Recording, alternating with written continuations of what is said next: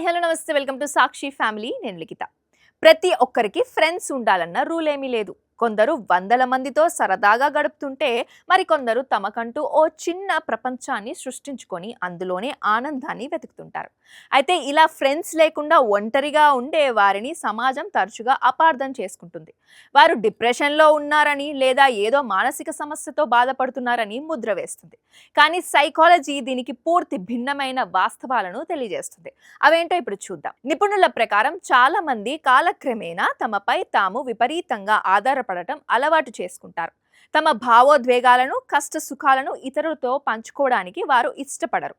ఎలాంటి క్లిష్ట సమస్యనైనా ఇతరుల సపోర్ట్ లేకుండా తమకు తామే పరిష్కరించుకోవాలన్న బలమైన భావన వారిలో ఉంటుంది. క్రమంగా ఈ ఏకాంతమే వారికి ఒక రక్షణ కవచంలా మారుతుంది. అదే సమయంలో మరికొన్ని మానసిక పరిస్థితులు కూడా ఇందుకు కారణం కావచ్చట. డిప్రెషన్ ఉన్నవారు సహజంగానే 10 మందిలో కలవడానికి ఇష్టపడరు.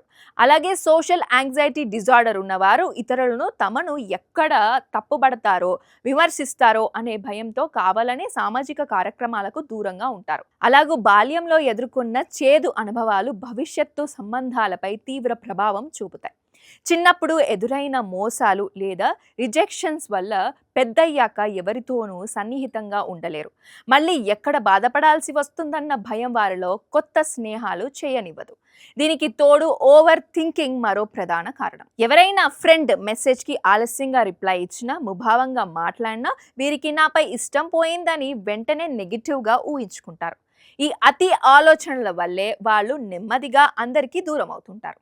అందరి ఒంటరితనం ఆందోళన కలిగించేది కాదు. కొందరు పుట్టుకతోనే ఇంట్రోవర్ట్స్.